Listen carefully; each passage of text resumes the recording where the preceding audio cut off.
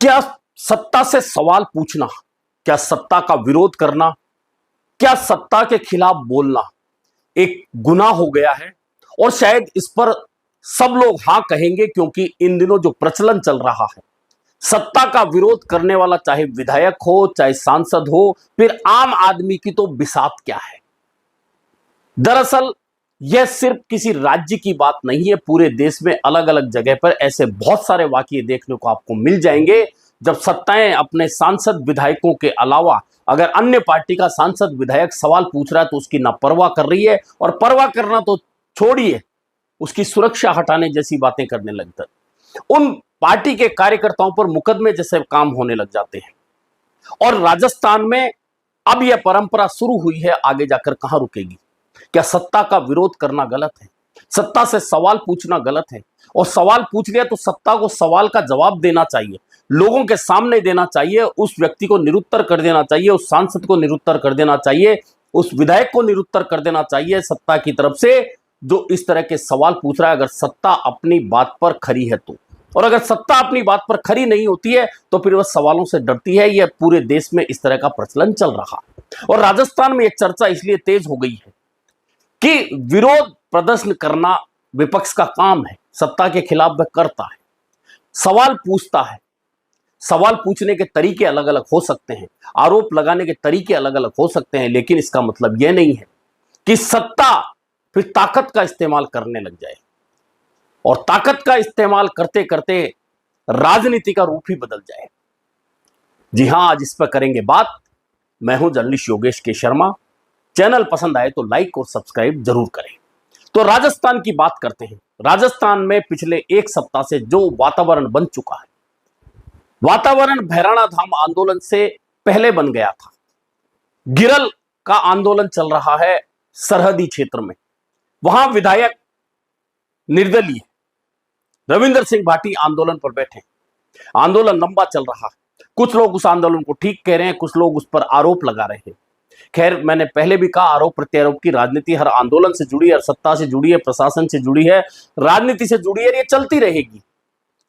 रविंद्र सिंह भाटी ने उस आंदोलन के बाद में जिला कलेक्ट्रेट कूच किया था और वहां पेट्रोल डाल दिया था खुद पर। हालांकि ज्यादा अनहोनी नहीं हुई, उसके बाद उनके सुरक्षा गार्ड को सस्पेंड कर दिया गया, हटा दिया गया, शुरुआत हुई। अब इधर भैराणा धाम का आंदोलन हुआ। हनुमान बेनीवाल ने भाषण में, हालांकि वे भाषण में हमेशा बहुत सारी ऐसी बातें कहते हैं जो मैंने पहले भी कहा, भाषा इस तरह पर सही नहीं कही जा सकती, लेकिन चूंकि उनके समर्थकों को, फॉलोवर को पसंद है, तो हनुमान बेनीवाल इस तरह की भाषा बोलते हैं और पूरा राजस्थान जानता है। पूरा राजस्थान इस बात का बुरा मानता भी नहीं है, लेकिन चूंकि सत्ता है, मुख्यमंत्री के खिलाफ, कैबिनेट के खिलाफ बोला था वह शब्द, अब वह शब्द बोल दिया तो उसके खिलाफ पूरी भाजपा उतर आई। वहां तक भी ठीक था, लेकिन हनुमान बेनीवाल को कोई नशे पत्ते में बताने लग गया, कोई पागलपन बताने लग गया, कोई गली का गुंडा बताने लगा, ये भाजपा के नेता जवाब दे रहे थे। अब आरएलपी के कार्यकर्ता सड़कों पर उतर आए। इधर जयपुर में प्रदर्शन हुआ, उधर भाजपा के प्रदेश अध्यक्ष मदन राठौर कुचामन दौरे पर गए थे। वहां आरएलपी के कार्यकर्ताओं ने काले झंडे दिखा दिए और काले झंडे दिखाने का कोई बहुत बड़ा विरोध प्रदर्शन नहीं माना जाता, ये प्रतीकात्मक माना जाता है। लेकिन अब मदन राठौड़ आरोप लगा रहे हैं कि जब वे मेरी गाड़ी पर डंडे मारने लगे तो मुझे लगा मेरी हत्या करना चाहते हैं। आरोप बहुत बड़ा है, सरकार को इसकी जांच करनी चाहिए। लेकिन उधर पूरा मामला घुमा दिया खुद सरकार ने। प्रदेश अध्यक्ष का विरोध हुआ, एसपी को हटा दिया, तहसीलदार ने काला झंडा दिखाने वाले कार्यकर्ताओं की जमानत ली, तहसीलदार को हटा दिया, अब थाना इंचार्ज को हटा दिया। तो आवाजें अब सरकार के खिलाफ ज्यादा उठ रही हैं, क्योंकि पहले रविंद्र सिंह भाटी का और अब उससे पहले हनुमान बेनीवाल की सुरक्षा घटा दी। अब 8 घंटे में सिर्फ हनुमान बेनीवाल को 1 पीएसओ मिलेगा। ऐसी सरकार ने जो शुरुआत की है, क्या इसे ठीक माना जा सकता है? कोई भी समझदार आदमी से ठीक नहीं करेगा। राजनीति का स्तर अगर बड़ा रखना है, और सत्ता तो बहुत व्यापक होती है, सत्ता को हमेशा व्यापक सोचना चाहिए, लेकिन किसी मामले में उलझ जाए। मैंने पहले ही कहा था कि हनुमान बेनीवाल ने बुरी तरह से भाजपा को उलझा दिया है। लेकिन हो सकता है दूसरा पहलू भी जिस पर शायद ध्यान नहीं जा रहा, वह पहलू यह भी हो सकता है कि भाजपा खुद चाहती हो कि हनुमान बेनीवाल प्रमुख विपक्षी दल नजर आए, इसलिए हनुमान बेनीवाल बनाम भाजपा सरकार के बीच में एक द्वंद्व युद्ध शुरू कर दिया गया है राजस्थान में। अब आप कहेंगे इससे भाजपा को क्या फायदा? भाजपा को निश्चित तौर पर एक फायदा है। और क्या फायदा है? भाजपा को फायदा यह है कि जितना हनुमान बेनीवाल नजर आएंगे उतनी ही कांग्रेस बैकफुट पर जाएगी, और कांग्रेस से ही भाजपा का मुकाबला ये सब लोग जानते हैं। हनुमान बेनीवाल विपक्षी दल इंडिया गठबंधन के सहयोगी हो सकते हैं, लेकिन राजस्थान में जब विधानसभा चुनाव होगा या लोकसभा चुनाव होगा तो मुख्य मुकाबला कांग्रेस और भाजपा के बीच होना है। ऐसे में अगर आरएलपी को भाजपा सहयोग करे, आरएलपी के नेता को चर्चाओं में रखे, आरएलपी के नेता के खिलाफ लगातार बयानबाजी हो, आरएलपी के कार्यकर्ता फिर उस बयानबाजी के खिलाफ सड़कों पर उतरे, तो लोगों को नजर क्या आएगा? आरएलपी नजर आएगी, भाजपा नजर आएगी और कांग्रेस पीछे छूट जाएगी। यह एक रणनीतिक तरीका होता है किसी मजबूत पार्टी को पीछे धकेलने का। हो सकता है कि भाजपा इस तरह से आगे बढ़ रही हो, इसलिए हनुमान बेनीवाल बनाम भाजपा का ये जो झगड़ा शुरू हुआ है इसे हवा दी जा रही है। लगातार 4 दिन से भाजपा के नेता हनुमान बेनीवाल के खिलाफ बयान दे रहे हैं, हनुमान बेनीवाल भाजपा के खिलाफ बयान दे रहे हैं, और हनुमान बेनीवाल खुद कह रहे हैं कि कांग्रेस तो है ही कहां,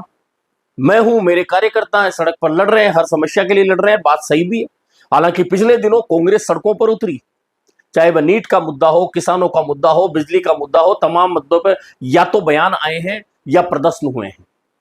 ऐसे में कहीं भाजपा को यह लग रहा हो कि कांग्रेस कहीं इन प्रदर्शनों के जरिए लोगों की नजर में नहीं आ जाए, प्रमुख विपक्षी दल के रूप में कांग्रेस का ये जो रूप है लोगों को पसंद ना आ जाए। इसलिए एक मंत्री के बिश्नोई ने तो बहुत अजीब बात कर दी। उन्होंने तो कह दिया कांग्रेस अगर विरोध प्रदर्शन कर रही है, विपक्षी दल की भूमिका निभा रही है, तो उसे अपना रिपोर्ट कार्ड जारी करना चाहिए। ये पहली बार हो रहा है। सत्ता अपना रिपोर्ट कार्ड दिखाए ना दिखाए, विपक्ष से एक मंत्री रिपोर्ट कार्ड मांग रहे हैं कि आप कितने विरोध प्रदर्शन कर रहे हैं, कितने धरने प्रदर्शन कर रहे हैं, आपका रिपोर्ट कार्ड सामने दीजिए। लेकिन बात हनुमान बेनीवाल की हो रही है। निश्चित है कि हनुमान बेनीवाल के पास एक बहुत लंबी फौज है जो सड़कों पर प्रदर्शन करने में बहुत माहिर मानी जाती है, और खुद हनुमान बेनीवाल उस प्रदर्शन, विरोध और आंदोलन को किस तरह से कैच कर ले जाते हैं, यह आपने एक नहीं कई आंदोलनों में देखा होगा जिसमें अन्य पार्टियों के नेता भी दिखते हैं, लेकिन जैसे ही हनुमान की एंट्री होती है वह पूरा आंदोलन हाईजैक कर ले जाते हैं हनुमान बेनीवाल। और हाईजैक क्यों कर ले जाते हैं? क्योंकि उनके पीछे अंधभक्त अब तक भाजपा के लोगों को बोला जाता है, लेकिन अंध समर्थक बोल सकते हैं। हनुमान बेनीवाल के पीछे समर्थकों की एक लंबी फौज है, और वह लंबी फौज है इसलिए हनुमान बेनीवाल एक भी विधायक राजस्थान में नहीं होने के बावजूद, इकलौते सांसद अपनी पार्टी के होने के बावजूद राजस्थान में अपनी भूमिका को प्रमुख विपक्षी दल के मुकाबले में निभा रहे हैं। और लगातार 2.5 साल के दौरान आपने बहुत सारे आंदोलन देखे होंगे। ज्यादा बड़ों की बात ना भी करें तो जोधपुर का अनिता आंदोलन, लूणी का आंदोलन, बीकानेर का आंदोलन, एसआई भर्ती के खिलाफ लंबे धरने प्रदर्शन का आंदोलन, और अब भैराणा धाम का आंदोलन, ये ऐसे आंदोलन है जिसमें ना सिर्फ हनुमान बेनीवाल कूदे बल्कि सफलतापूर्वक उनको पूरा करवा कर प्रशासन को झुकाया भी। हालांकि भैराणा धाम का मामला भी अटका हुआ है, क्योंकि आंदोलन के बावजूद जो सहमति बनी उसके बावजूद संत फिर से धरने पर बैठ गए, कह रहे हैं कि लिखित में समझौता जब तक नहीं होगा जब तक हम आंदोलन समाप्त नहीं करेंगे। लेकिन हनुमान बेनीवाल ने अपनी भूमिका निभाती रही, दिखा दिया कि जहां भी हजारों लोगों की भीड़ की आवश्यकता होगी हनुमान बेनीवाल में भीड़ जुटा सकता है। इंडिविजुअली राजस्थान में इतनी भीड़ जुटाए रखना किसी भी एक इंडिविजुअली व्यक्ति के लिए राजनीतिक रूप से वह संभव राजस्थान में नहीं है। अब कोई कांग्रेस के प्रदेश अध्यक्ष, बीजेपी के अध्यक्ष या मुख्यमंत्री या पूर्व मुख्यमंत्री जुटाए, लेकिन क्योंकि उनके पीछे बड़ी पार्टियों का साथ होगा, बड़े कार्यकर्ताओं का साथ होगा, जुटा सकते हैं। लेकिन व्यक्तिगत रूप से हनुमान बेनीवाल की जो ताकत है उतनी ताकत इंडिविजुअल रूप से किसी के पास भी नहीं है।